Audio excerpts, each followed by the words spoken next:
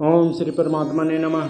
नमस्कार मित्रों, आप सभी का स्वागत है हमारे इस यूट्यूब चैनल श्री कृष्ण उपदेश में। मित्रों, मैं सुधीर वर्मा आप सबके बीच लेके आता हूँ श्रीमद् भागवत गीता का अर्थात यानी कि आपको हर एक श्लोक का मैं अर्थ समझाने की कोशिश करता हूँ।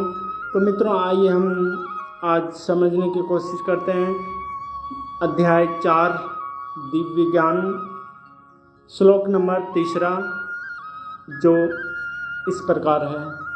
भगवान वाच, हे अर्जुन, आज मेरे द्वारा वही यह प्राचीन योग यानी परमेश्वर के साथ अपने संबंध का विज्ञान तुमसे कहा जा रहा है, क्योंकि तुम मेरे भक्त तथा मित्र हो, अतः तुम इस विज्ञान के दिव्य रहस्य को समझ सकते हो। तत्पर मित्रों, मनुष्य की 2 श्रेणियां हैं, भक्त तथा असुर। भगवान ने अर्जुन को इस विद्या का पात्र चुना क्योंकि वह उनका भक्त था, किंतु असुर के लिए इस परम गुह विद्या को समझ पाना संभव नहीं है। इस परम ज्ञान ग्रंथ के अनेक संस्करण उपलब्ध है। इनमें से कुछ भक्तों की टीकाएं हैं और कुछ असुरों की जो टीकाएं भक्तों द्वारा की गई है वे वास्तविक है, किंतु जो असुरों द्वारा की गई है वे व्यर्थ है। अर्जुन श्री कृष्ण को भगवान के रूप में मानता है, अतः जो गीता भाष्य अर्जुन के पद चिन्हों का अनुसरण करते हुए किया गया है वह इस परम विद्या के पक्ष में वास्तविक सेवा है, किंतु असुर भगवान की कृष्ण को उस रूप में नहीं मानते। वे कृष्ण के विषय में तरह तरह की मनगढ़ंत बातें करते रहे हैं और वे कृष्ण के उपदेश मार्ग से सामान्य जनता को गुमराह करते रहते हैं। ऐसे कुकर्मों से बचने के लिए यह एक चेतावनी है। मनुष्य को चाहिए कि अर्जुन की परंपरा का अनुसरण करे और श्रीमद् भागवत गीता के इस परम विज्ञान से लाभान्वित हो। तो मित्रों, श्लोक 3 पूरा हुआ। आइए 4 समझने की कोशिश करते हैं। अर्जुनावाच, अर्जुन ने भगवान से कहा, सूर्यदेव विवासना आपसे पहले हो चुके हैं, ज्येष्ठ हैं, तो फिर मैं कैसे समझूं कि प्रारंभ में भी आपने उन्हें इस विद्या का उपदेश दिया था। तत्पर मित्रों, जब अर्जुन भगवान का माना हुआ भक्त है तो फिर उसे कृष्ण के वचनों पर विश्वास क्यों नहीं हो रहा था। तथ्य यह है कि अर्जुन यह जिज्ञासा अपने लिए नहीं कर रहा है, अपितु यह जिज्ञासा उन सबों के लिए है जो भगवान में विश्वास नहीं करते, अथवा उन असुरों के लिए जिन्हें यह विचार पसंद नहीं है कि कृष्ण को भगवान माना जाए। उन्हीं के लिए अर्जुन यह बात इस तरह पूछ रहा है मानो वह स्वयं भगवान या कृष्ण से अवगत ना हो।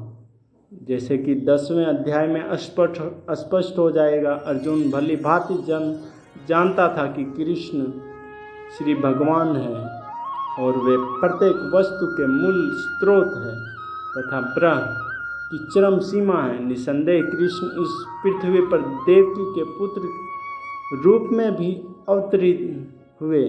सामान्य व्यक्ति के लिए यह समझ पाना अत्यंत कठिन है कि कृष्ण किस प्रकार उसी शाश्वत आदि पुरुष श्री भगवान के रूप में बने रहे। अतः इस बात को स्पष्ट करने के लिए अर्जुन ने कृष्ण से यह प्रश्न पूछा, जिससे वे ही प्रमाणिक रूप में बताए कृष्ण परम प्रमाण है।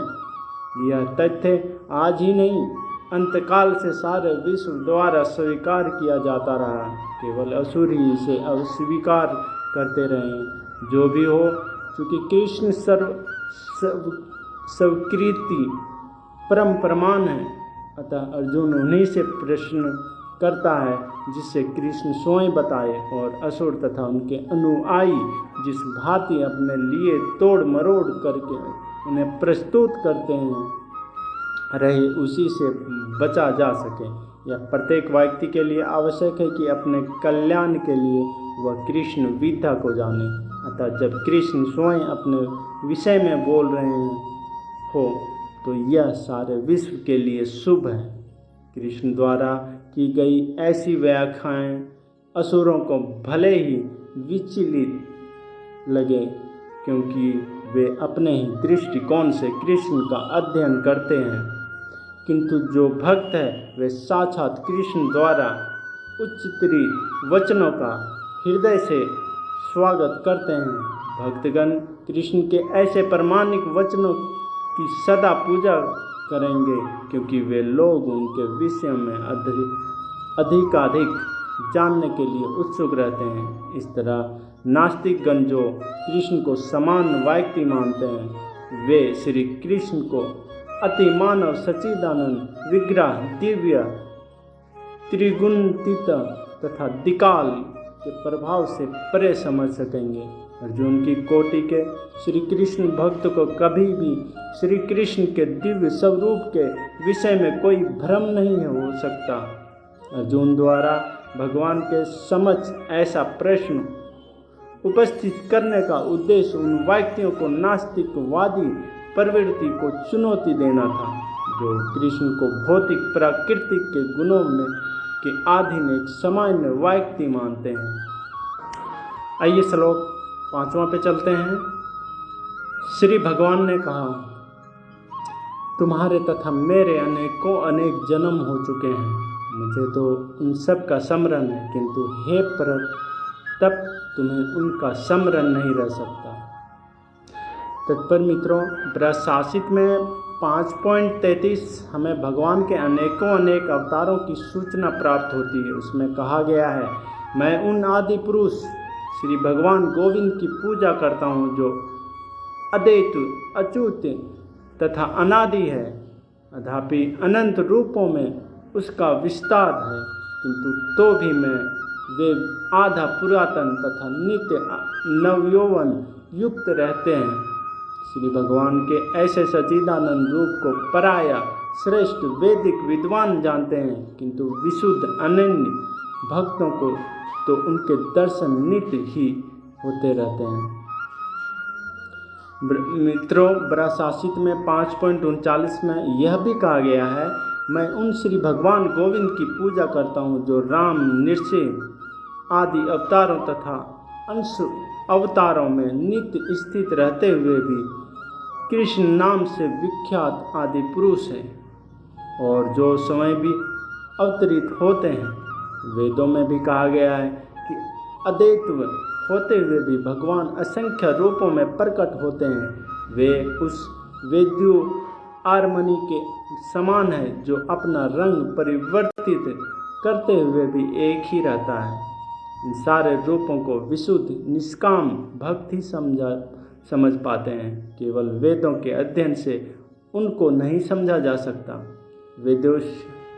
वेदेश्यु अर्जुन जैसा भक्त कृष्ण के नित्य सखा है, और जब भी भगवान अवतरित होते हैं तो उनके पार्षद भक्त भी विभिन्न रूपों में उनकी सेवा करने के लिए उनके साथ अवतार लेते हैं। अर्जुन ऐसा ही भक्त है, और इस श्लोक से पता चलता है कि लाखों वर्ष पूर्व जब भगवान कृष्ण ने भागवत गीता का प्रवचन सूर्यदेव विवासना से किया था, तो उस समय अर्जुन भी किसी भिन्न रूप में उपस्थित था, किंतु भगवान तथा अर्जुन में यह अंतर है कि भगवान ने यह घटना आद रखी, किंतु अर्जुन इसे आद नहीं रख सका। अंशरूप जीव आत्मा तथा परमेश्वर में यही अंतर है। अथापि अर्जुन को यह परम शक्तिशाली वीर के रूप में संबोधित किया गया है, जो शत्रुओं का दमन कर सकता है, किंतु विगत जन्मों में जो घटनाएं घटी है उन्हें स्मरण रखने में वह सक्षम है, अतः भौतिक दृष्टि से जीव चाहे कितना ही बड़ा क्यों ना हो, वह कभी भी परमेश्वर की क्षमता नहीं कर सकता। भगवान का नित्य संगी निश्चित रूप से मुक्त पुरुष होता है, किंतु वह भगवान के तुल्य नहीं होता। ब्रह्मशास्त्र में भगवान को अच्युत कहा गया है, जिसका अर्थ होता है कि वे भौतिक संपर्क में रहते हुए भी अपने आप को नहीं भूलते। अतः भगवान तथा जीव कभी भी सभी तरह से एक समान नहीं हो सकते।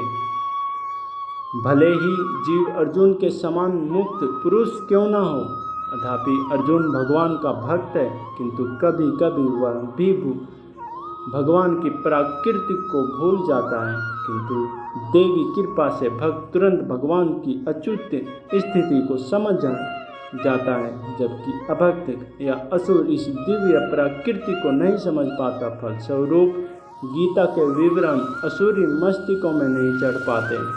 कृष्ण को लाखों वर्ष पूर्व संपन्न कार्यों की स्मृति बनी हुई है, किंतु अर्जुन को स्मरण नहीं है। अथापि अर्जुन तथा कृष्ण दोनों ही शाश्वत स्वभाव के हैं। यहाँ पर हमें यह भी देखने को मिलता है कि शरीर परिवर्तन के साथ साथ जीवात्मा सब कुछ भूल जाता है, किंतु कृष्ण सब स्मरण रखते हैं, क्योंकि वे अपने सच्चिदानंद शरीर की बदलते नहीं। वे अद्वैत है, जिसका अर्थ है कि उनके शरीर तथा उनकी आत्मा में कोई अंतर नहीं। उनमें संबंधित हर वस्तु आत्मा है, जबकि बुद्धि जीव अपने शरीर से भिन्न होता है। चूँकि भगवान के शरीर तथा आत्मा अभिन्न है, अतः उनकी स्थिति तथा तब भी सामान्य जीव से भिन्न बनी रहती है जब वे भौतिक स्तर पर अवतार लेते हैं। असुरगण भगवान की इस दिव्य प्राकृतिक से तालमेल नहीं बैठा पाते, जिसकी व्याख्या अगले श्लोक में भगवान स्वयं करते हैं। तो मित्रों, अगला श्लोक हम अगले पाठ में जानेंगे। तब तक के लिए धन्यवाद। चैनल को लाइक एवं सब्सक्राइब करना ना भूलें। धन्यवाद।